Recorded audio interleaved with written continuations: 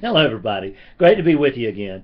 So let's talk about a very practical topic today. Let's talk about what to do when family and friends pull us back into the dream, because you may bet your bottom dollar that they're going to do just that. Now, let me share a little bit of my experience with you, which is always good for a laugh, if nothing else.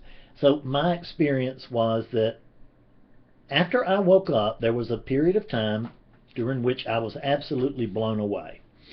And then there came another period of time where I had figured out, oh my God, Fred woke up. How about this? So Fred woke up, and now he's got this special message, and he's got this special persona, and all of that. And people are going to really, they're going to notice it, man, and they're going to treat me accordingly, and all this, that, and the other. And I had all these projections about this, but none of it ever happened, because they didn't actually recognize the fact that I was awake. When I went to Walmart, hell, nobody paid me any attention. I could hardly believe it, Man, I'm an awake guy here in Walmart, probably the only one in Walmart, and no one cared. So I figured that, surely my friends would care, but they did not. And and it was clear that my in-laws and stuff, they didn't care about it, and my other family had long since given up caring about anything I was doing. So there was no point in approaching them to save them, or to have them kowtow or anything like that. I mean, I just could, I didn't have much of an audience. Nobody knew I was awake, and of course I wasn't awake at that point. See, because that's what memory will tell us, is that Fred woke up, and therefore now Fred is special. But that's not what happens. What happens is that awakeness wakes up, and once Fred comes back in and says, "Oh, I woke up," by that time, then awakeness is back to being unconscious. But I really wanted to share this thing as the wise teacher, and I thought, that I would just go out into the world and be like a Buddha figure, something modest like that. And that the birds and squirrels would come down and eat out of my hands and things. I did have one bird come and light on my hand one day.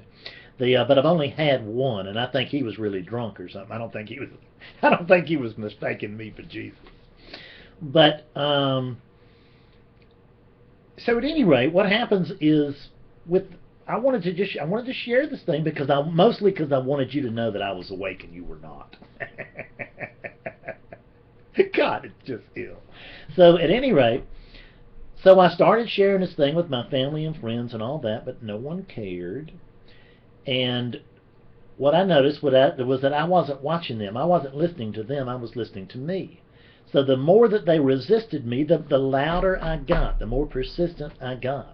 No, you don't get it. You don't get it. It's like this. And they would say something. No, not like that at all. I know what it's like. It's like this. And you need to see this, and you need to care. And fact is that none of them saw it. None of them cared. So what happened is that I actually pretty much ran all my friends away. Now, I can't say, in hindsight now, I can't say that was a mistake. Because I would have had to part with them at some point anyway, simply because they weren't doing this. And that's not the case for everybody, but for me, I'm a one-trick pony. And this thing, this whatever it is that we're doing here, call it non-duality. This non-duality thing, that's what I do.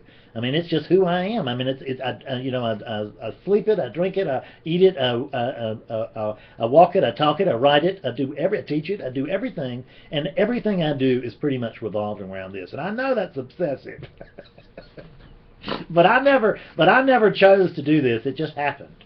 You didn't choose to be a seeker either, did you? So it just happens to us, doesn't it? So, but when it happens, when awakening happens, it's just so exciting that we really want to share this. But listen, I had read all my life that if you really get this thing, that everybody's going to think you're crazy. I used to, read, especially the old Chinese stuff and everything. Man, there's a lot of stuff in there about, that the people the guy that the people thought was crazy was really the wise man. And I thought, man, that'll be me or whatever. And I thought that sounded really cool and romantic until I woke up and everybody thought I was crazy. I got exactly what I'd been promised, and I couldn't stand it. because I finally noticed, my God, for the first time in my life, I'm going sane, and no one is listening to me. Everybody thinks I'm crazy. So, and the same thing happened with I was in 12-step recovery, and I had always been a fount of wisdom. I mean, everybody would come to me for, oh, what do you think about this and this? And I was asked to speak at all kinds of places. I spoke in front of hundreds of people. And so I was used to being, Mr. Sought After, Mr. Reliable. And I thought as I got more and more awake, that audience would probably expand. And instead, it shrank. It shrank to damn near zero. Because I was not one of these people that had, the gift of turning, of taking non-duality and putting it into recovery speak. I just couldn't do it. So, I mean, I started out doing it, but as I got more and more awake, the less I found it, less I had the ability to translate it, and the less I had the willingness to translate it. And because I really see that there was a lot of ego in it now, because I wanted them to come over to my side. I wanted them to see that I was right. I wanted them to see that I was the smart, wise one, and all of that. But there was also just frustration, because we were having spiritual conversations and nobody was getting what the hell it was that I was doing. They all thought I was a fool. That's the truth. That hurt your feelings. It hurt mine. So ultimately I had to make a decision, and that is the fact that I'm going to stay in this thing or I'm not. And for my money, I decided not. Just not telling you what to do, I'm just telling you what I did.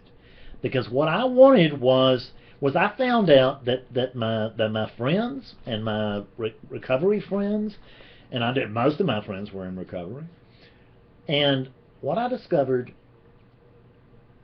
was that they really just didn't want this, and I couldn't force them to take it. And if I wanted to flatter myself and consider myself, on some loftier pedestal, what I noticed was I couldn't pull them up to me, but I noticed they were damn skillful at pulling me down to them, and that's the truth. And when I say that down thing, I'm kind of being funny here.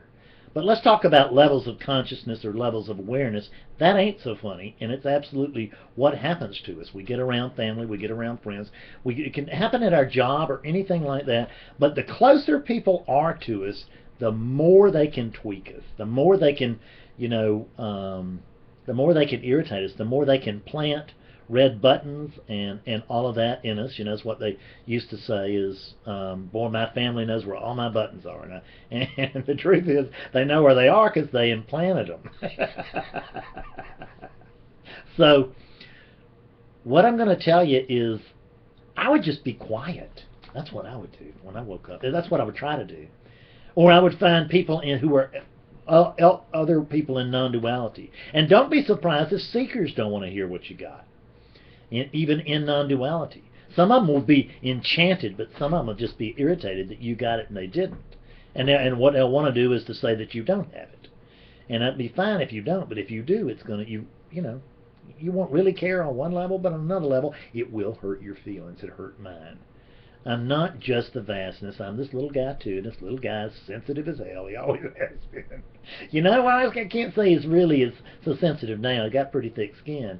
So because stuff just doesn't bother me like it used to. But I used to be sensitive as hell, and I was for several years into awakening. And it's just better not to expose yourself. I mean, you don't. I know that this is incredible to say, but it's actually not our job to come in here, wake up, and save the world. It's our job to come in here, wake up, and save this. And that's the truth. This is what you want to save. The world will take care of itself. What you want to do is save this one. You want to clear this one up. You want to get this one's patterns to being skillful.